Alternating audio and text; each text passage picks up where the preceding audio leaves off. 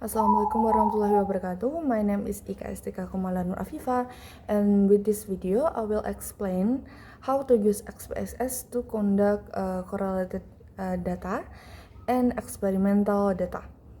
First, correlation data.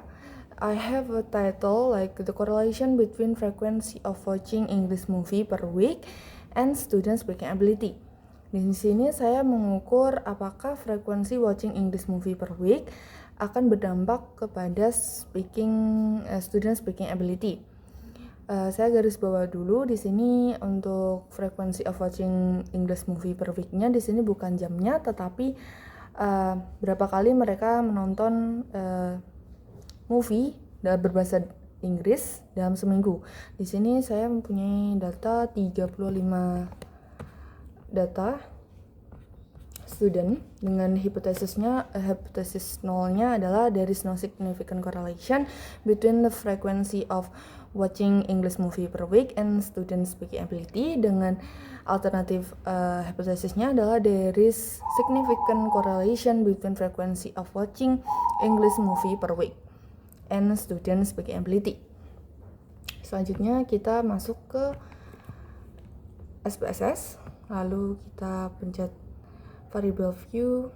Di bagian yang sini kita isi frekuensi, terus untuk demikalnya di sini kita nolkan, labelnya bisa ditulis terserah, tapi di sini saya tulis frekuensi movie. Setelah itu yang kedua adalah speaking.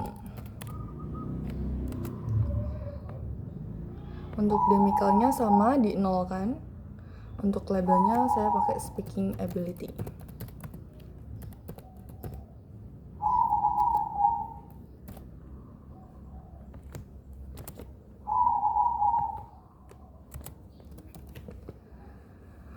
Setelah itu masuk ke data variabel. Karena saya sudah memindahkan data tersebut di Excel, jadi kita tinggal copy saja. Ini copy, masukkan langsung ke SPSS. Masukkan ke sini. Setelah itu kita pastikan semua datanya terisi. Setelah itu klik analyze, klik correlation, behavior rate. Di sini Ctrl All untuk select semuanya, terus pindahkan ke kolom variable. And with this section in correlation coefficients, checklist the percent product moment and total. Klik OK and wait for. Nah, in here section di sini kita melihat sig-nya. Sig-nya di sini adalah 0,000. Berarti adalah kurang dari 0,05 yaitu alpanya. Dengan conclusion adalah since the p-value is 0,000 is smaller than the level of significancy alpha 0,05, the null hypothesis is rejected. This means the student who watching English movie more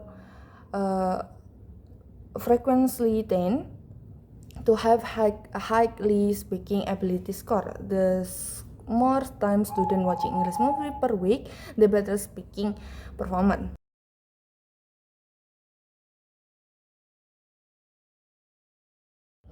Untuk selanjutnya yaitu eksperimen data.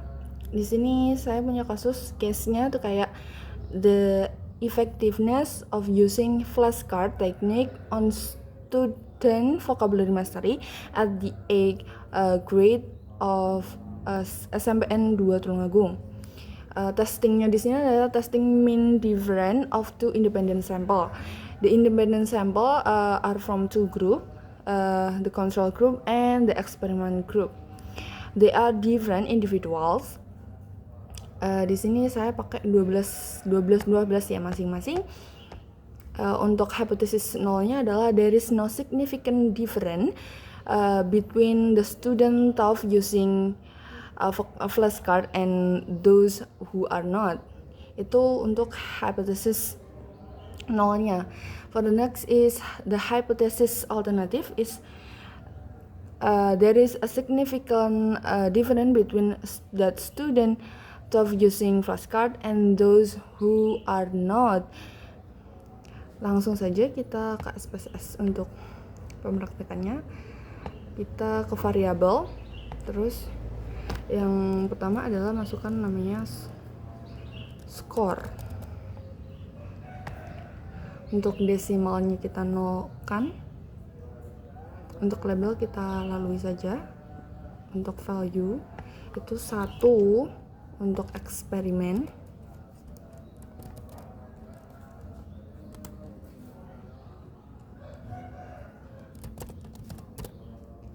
Di add dan value 2 dengan label control.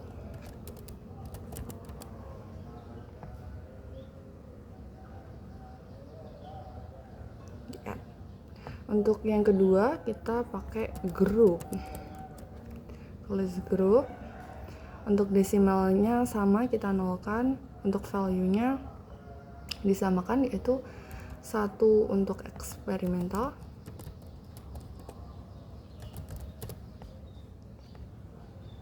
2 untuk kontrol.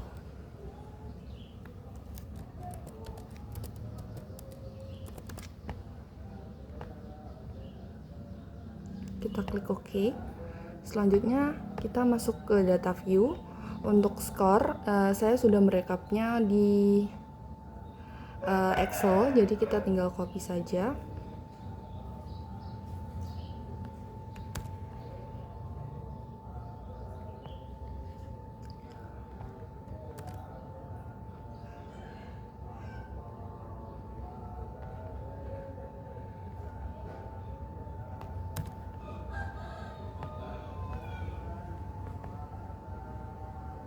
Sampai 24 karena 12. Untuk ini yang kontrol kita copy yang kontrol. Untuk 2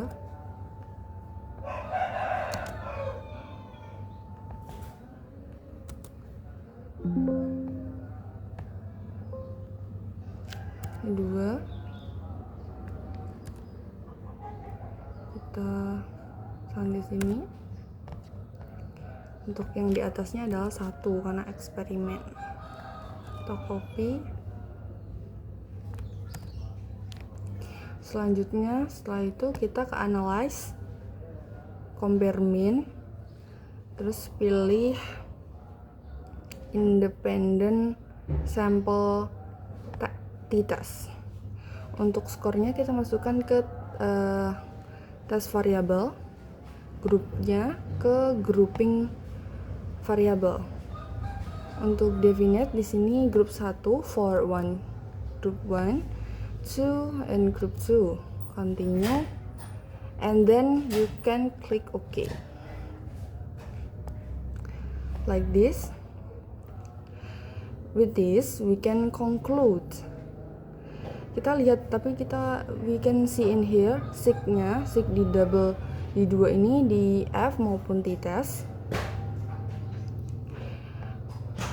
Kita berkesimpulan bahwa f-testnya resultnya di sini kan sig-nya 0,1 sig 1. So the f-test result show the p-value with 0.1 sig 1, which is greater than 0.05. Its consequence, the null hypothesis is not rejected. As such, a assumption of equal variance is used.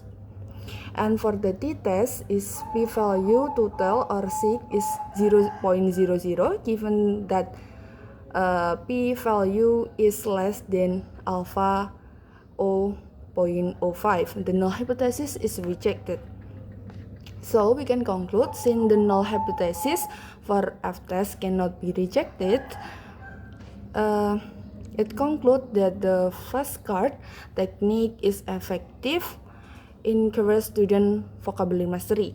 The significant difference between students of using flashcard and those who are using conventional method.